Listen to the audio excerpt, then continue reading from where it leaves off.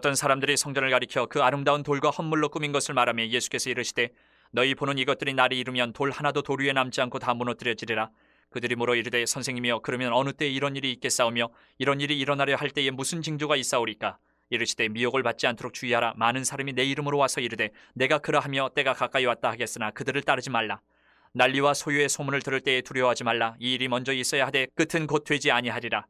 또 이르시되 민족이 민족을 나라가 나라를 대적하여 일어나겠고 곳곳에 큰 지진과 기근과 전염병이 있겠고 또 무서운 일과 하늘로부터 큰 징조들이 있으리라. 이 모든 일 전에 내 이름으로 말미암아 너희에게 손을 대어 박해하며 회당과 옥에 넘겨주며 임금들과 집권자들 앞에 끌어가려니와 이 일이 도리어 너희에게 증거가 되리라.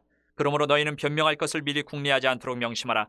내가 너희의 모든 대적이 능히 대항하거나 변박할 수 없는 구변과 지혜를 너희에게 주리라.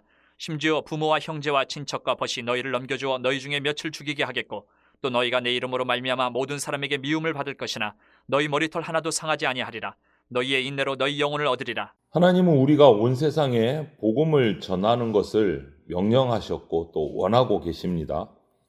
이 사명을 그러면 잘 해야 되는데 담대하게 효과적으로 감당하려면 우리는 오늘 본문에서 세 가지를 꼭 기억하고 알고 있어야 됩니다.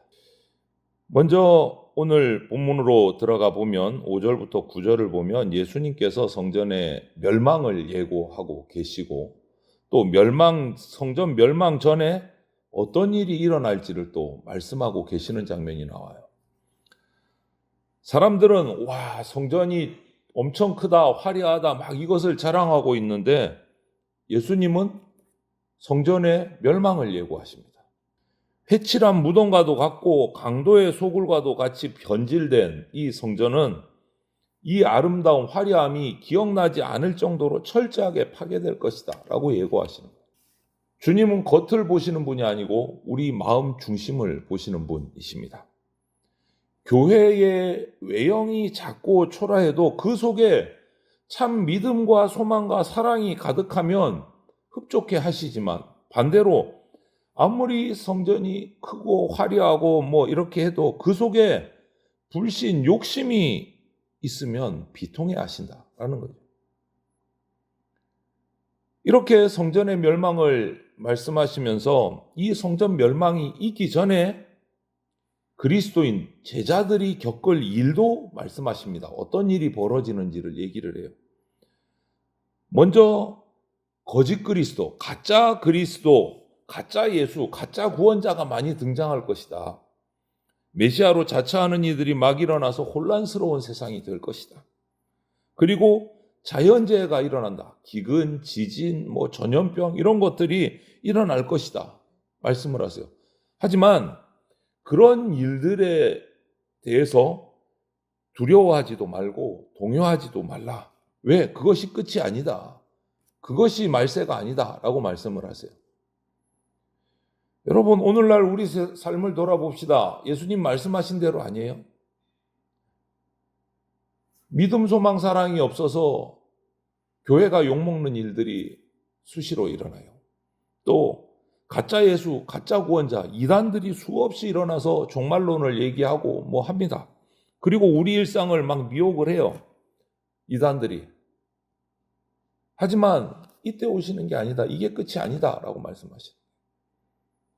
그렇기 때문에 우리는 이런 가짜 그리스도 이단들에 미혹되거나 지진이나 기근이나 전염병에 두려워할 필요는 없고 이제 무엇을 기억해야 되느냐. 이런 일이 일어날 때 기억할 것을 얘기하고 계세요. 첫 번째가 10절부터 13절을 보면 박해받는 거, 그리스도인이 박해를 받는 것 당연하게 여겨야 된다. 첫 번째. 이 얘기를 하세요. 예수님께서 십자가에 달리시기 전에 제자들을 정말 강하게 준비시키신 것 같아요. 이제 예수님 십자가 달리실 때가 얼마 남지 않았어요. 그래서 제자들에게 이렇게 강한 말씀을 하시는 거예요. 마지막 종말 때에 대해서 말씀을 하시면서 그 전에 있을 박해를 얘기를 하시고 그거 당연한 거다. 두려워하지 말아라 말씀하세요. 전쟁, 기근, 지진, 전염병, 하늘의 여러 징조들이 종말의 때에 나타난다고 말씀하세요. 그리고 그와 더불어 그 전에 예수님을 주님으로 그리스도로 믿고 따르는 자에게 큰 박해가 있을 것이다 라고 말씀을 하십니다. 여러분 한번 우리 기독교 역사를 살펴보세요. 언제 박해가 있었습니까? 항상 있었어요. 오늘날 지금 우리 때에도 박해가 있습니다. 주님을 위해 사는 사람들에게 이런 박해는요, 초대교회부터 지금까지 계속 크고 작은 박해가 이어져 왔습니다. 박해, 핍박, 이것은 그냥 특정한 사람에게 나타나는 것이 아니라 예수님을 주님으로 그리스도로 믿는 모든 성도들, 경건하게 사는 사람들에게 나타내는 특징이다 라고 디모데후서 3장에서는 얘기하고 있어요. 왜 그렇습니까? 세상이 악하기 때문에. 악한 세상이 우리를 둘러싸고 있어요.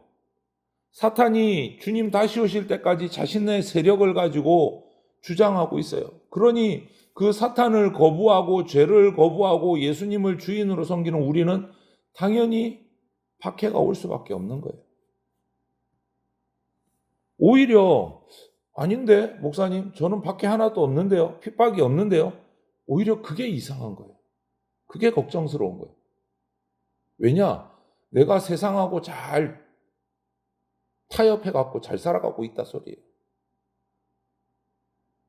여러분, 사탄이 주장한 세상에서 주님 오시는 그날까지 우리 그리스도인이 경건하게 살아가는 데는요, 걸림돌이 많을 수밖에 없습니다.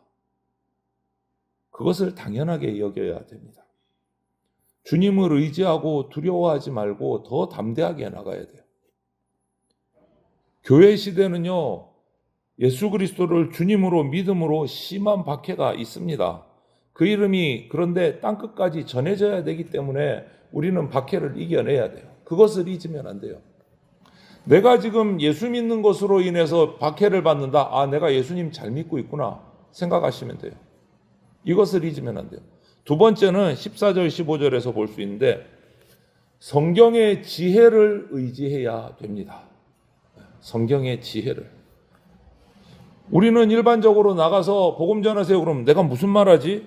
세상에 대해서 어떻게 얘기를 해야 되나? 저 사람들에게 어떤 말을 해야 마음에 들고 나를 왕따시키지 않을까? 여러 가지 이런저런 궁리를 하게 됩니다. 그런데 여러분 절대 그러지 마십시오. 우리가 생각하는, 인간적으로 생각하는 어떤 변명, 논리 이런 것은요, 아무리 아름다운 말을 해도 세상의 논리, 지혜를 이길 수가 없어요. 질 수밖에 없습니다. 여러분 무슨 말로 복음을 전해야 세상 사람들이 우리에게 미소를 띠고 사탄이 어우 잘 전했다 그러겠어요? 그럴 수가 없는 거예요. 복음을 전하는 순간 우리는 박해를 받습니다. 거부를 받아요. 그래서 오늘 본문은 우리에게 말해주는 거예요.